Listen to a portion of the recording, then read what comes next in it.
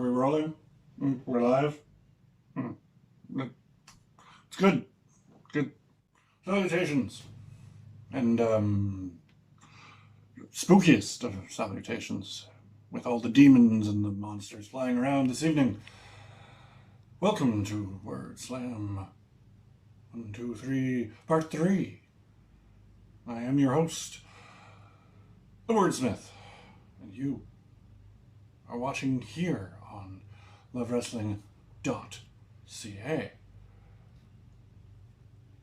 I would like, if I may, to take all of you on a rather strange journey into the world of professional wrestling and the promos therein. We begin with something that is so terrifying, so diabolical, that it can only be described as an audition tape. But enough of my yammering. Let's check out what Zach Ralph from ye old Smark Friends has for us to terrify you. Roll the tape.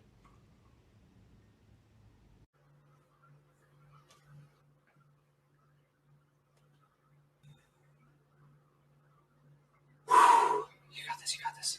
Okay. Hi. My name is Zach Ralph. I will be auditioning for the role of the quirky best friend. I have prepared a very short monologue for you. I will be reading The Undertaker and his threat to Yokozuna to come back from the dead. I hope you enjoy it. Oh, sorry, almost forgot. I will also be reading this as Smeagol from the Lord of the Rings franchise. Mount Doom there. Okay. Here we go.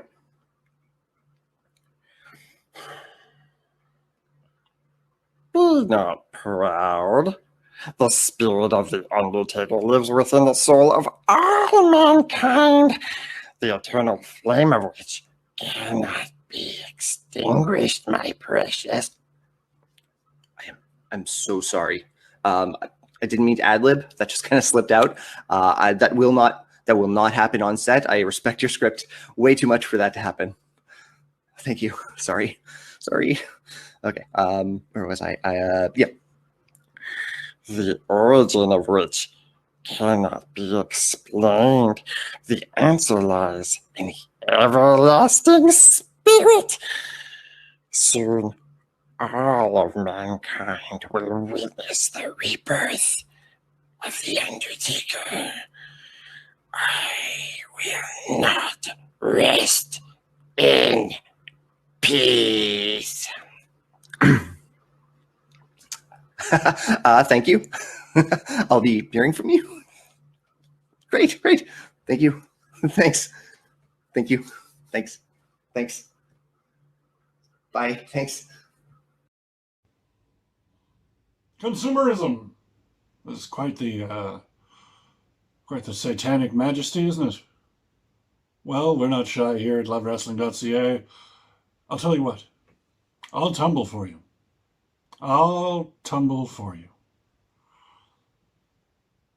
But you know what won't tumble? Your lovewrestling.ca wine tumbler. And where can you get it? I hear you ask. Off camera, I suppose. You can get it right here on lovewrestling.ca/merch. Cheap plug, I know, but it just makes things taste so damn good. On to the next submission. Let's have some story time. Ooh.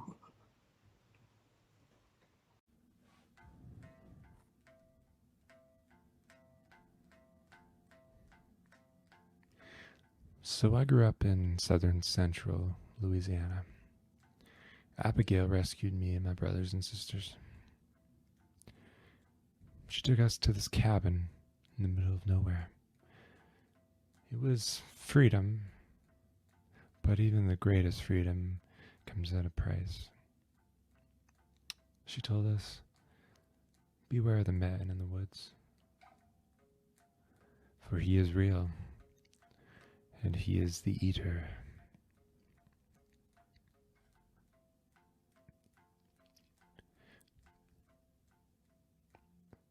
So one day, me and my brothers, we take our slingshots and go rabbit hunting like we do. We started to hear something strange.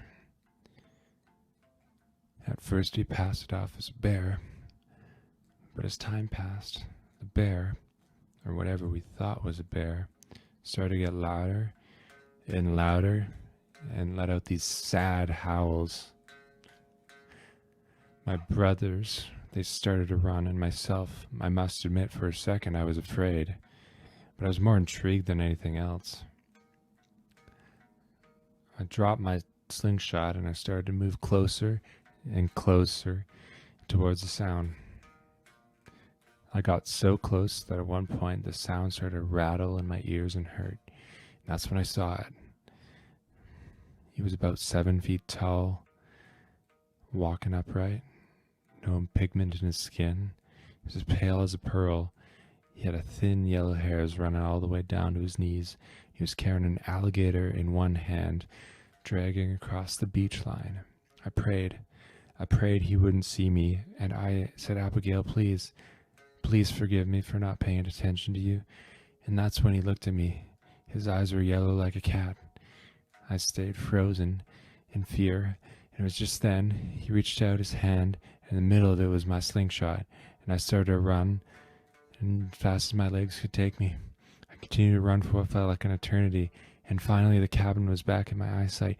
I sprinted through the door and was in a panic. I ran straight into Abby's room and I said, Abby, I'm so sorry, Abby. Baby, Ray, what's wrong? And I say to him, I saw the man in the woods. I thought it was alive. You were telling me the whole time. I'm sorry.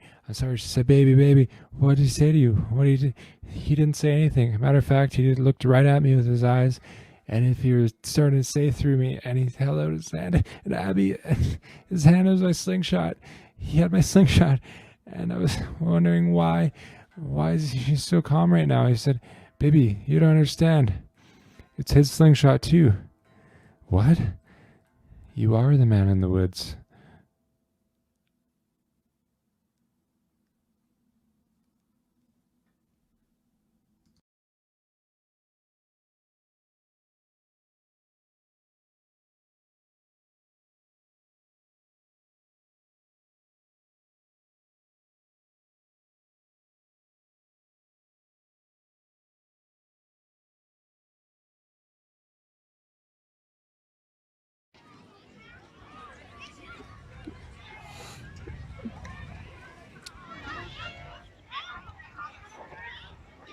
What makes you smile? Is it spending time with loved ones? Is it money? Power? Perhaps it's a memory that you hold dear. Maybe it's something nostalgic from your childhood. Well, me, I'm different. I find enjoyment in the types of things that your mommy and daddy sheltered you from your entire life. I'm not like you. I'm different. I am legion amongst men. I fear nothing, living or dead. So I ask you, what makes you smile? Because after what transpires next, I promise, it'll be hard for you to smile ever again.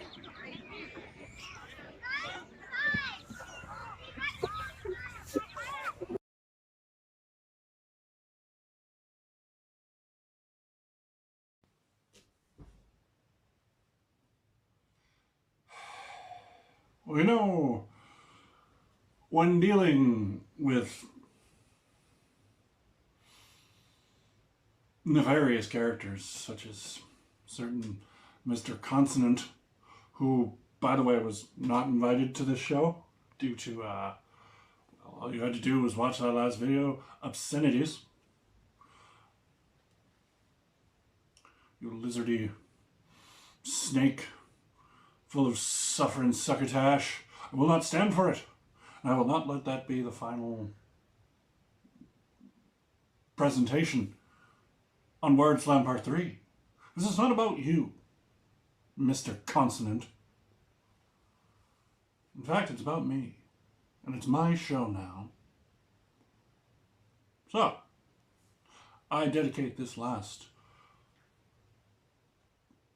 triumph of words to thee, and also to the lockdowns and all the other unpleasantries, but mostly you, because you are worse than everything. Think about that. I hope it causes you to lose sleep at night. It is from the Book of Raven. It goes a little something like this. Putting me alone in a room by myself was a major mistake.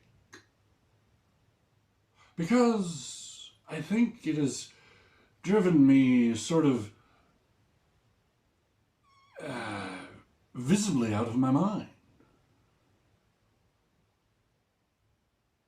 Because being crazy was the only thing that kept me from going insane.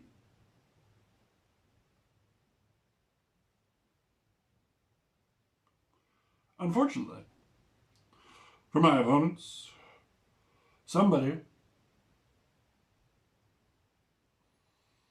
has to pay for tonight's transgressions.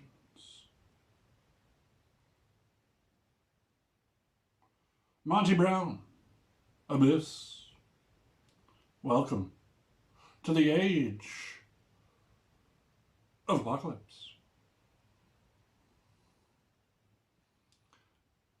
In a game of fools without no rules. At Monsters Ball, they'll take the fall.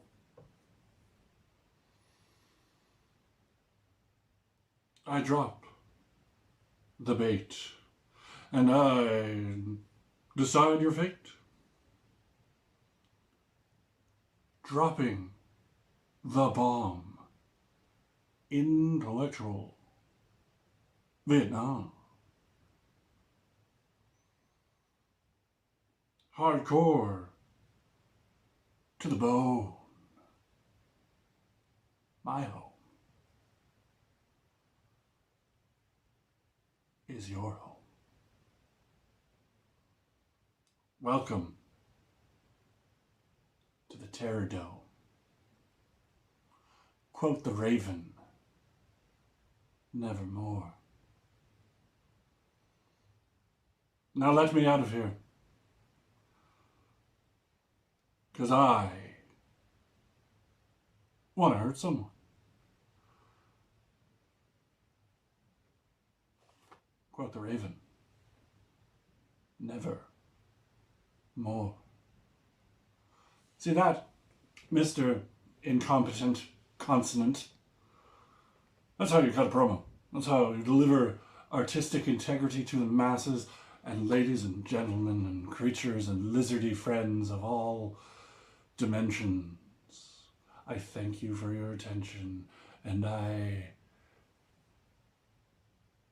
feel you shiver with anticipation for the ending. So, without any further ado, we got in the ring. We did the thing.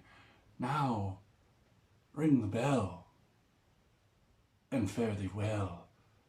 Happy Halloween. Except for you, Mr. J, because you're just a not nice person. Happy Halloween, folks.